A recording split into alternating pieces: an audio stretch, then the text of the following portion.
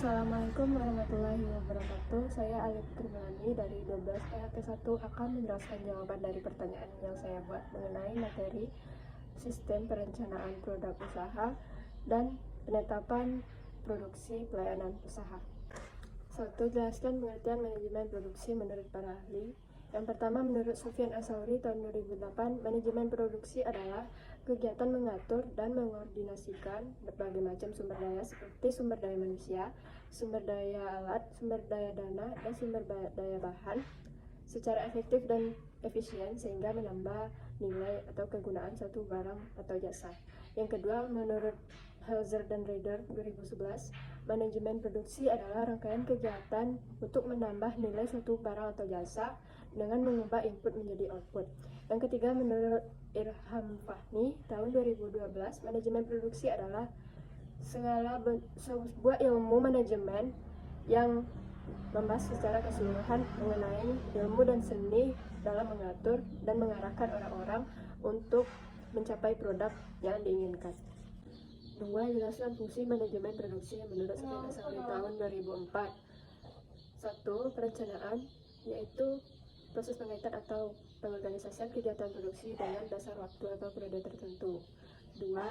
Proses pengolahan, yaitu teknik atau metode yang digunakan dalam proses pemasukan atau import. 3. Jasa penunjang, yaitu sarana yang dibutuhkan dalam penetapan teknik atau metode dalam proses pengolahan secara efektif dan efisien. 4.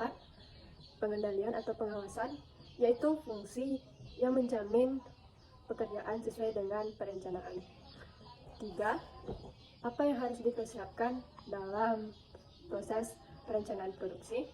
Yang pertama, pencarian gagasan, yaitu langkah awal yang dapat dilakukan dengan melakukan riset pasar mengenai produk yang sedang digemari atau yang sedang tren dan produk yang akan kita pasarkan.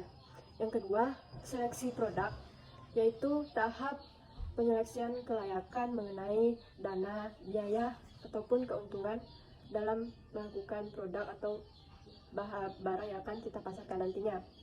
Yang ketiga, desain produk pendahuluan, yaitu proses dengan membuat sketsa dan mencantumkan deskripsi atau keterangan mengenai produk yang akan kita buat.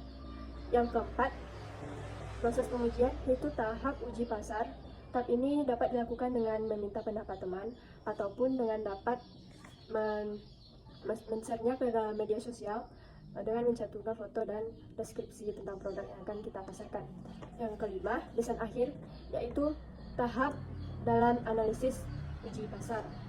Nantinya akan dilakukan perbaikan-perbaikan mengenai apa yang diperlukan. 4. Jelaskan pengertian standar operasional prosedur.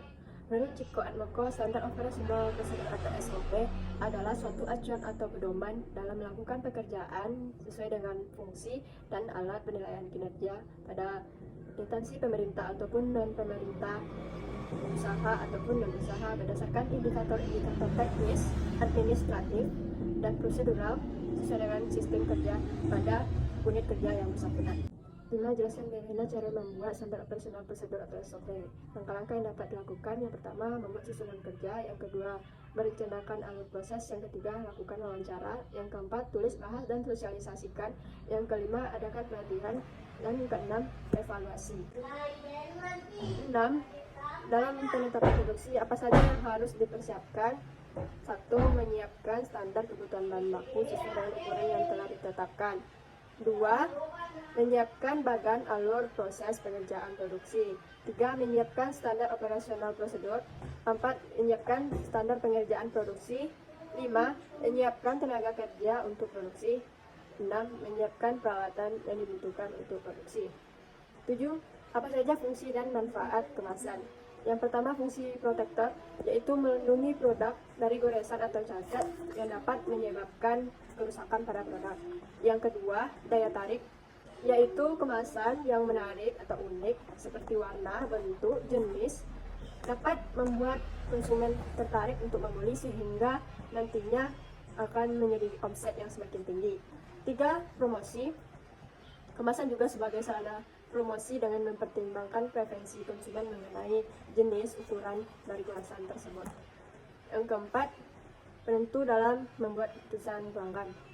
informasi yang terdapat dalam kemasan juga menentukan keputusan pelanggan dalam membeli produk yang akan kita pasarkan.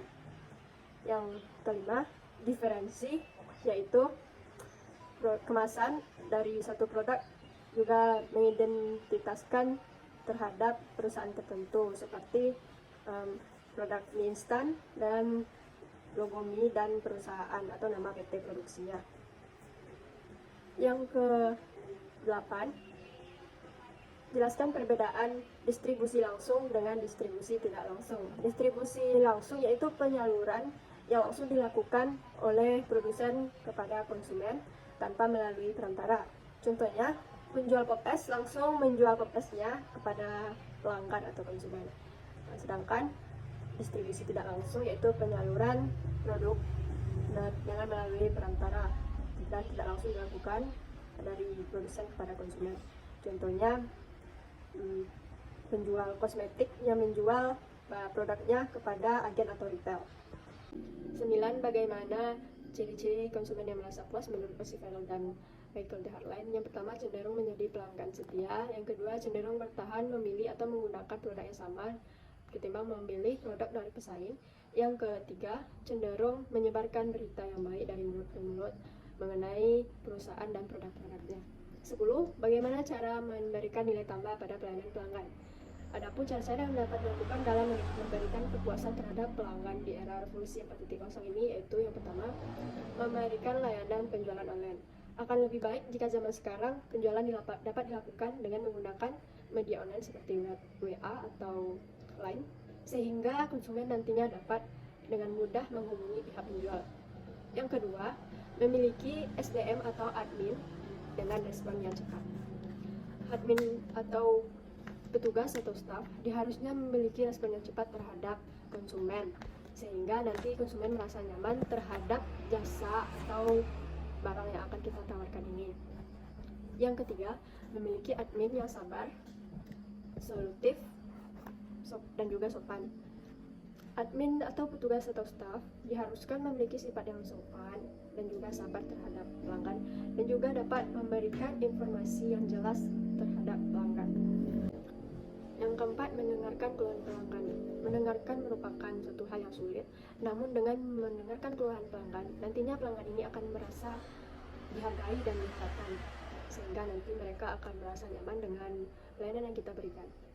Yang kelima, menepati janji. Produk yang sesuai dengan janjinya atau pelayanan yang sesuai dengan janji yang ditetapkan, maka nantinya konsumen akan merasa nyaman dan juga nantinya akan mendapatkan reputasi yang baik terhadap perusahaan, sehingga nantinya kan produk tersebut dapat berkembang dengan baik. Yang keenam, memiliki akun media sosial aktif. Dalam melakukan promosi, hendaknya kita memiliki akun media sosial yang aktif sehingga kita dapat berhubungan antara dua pihak dengan pelanggan dan juga konsumen.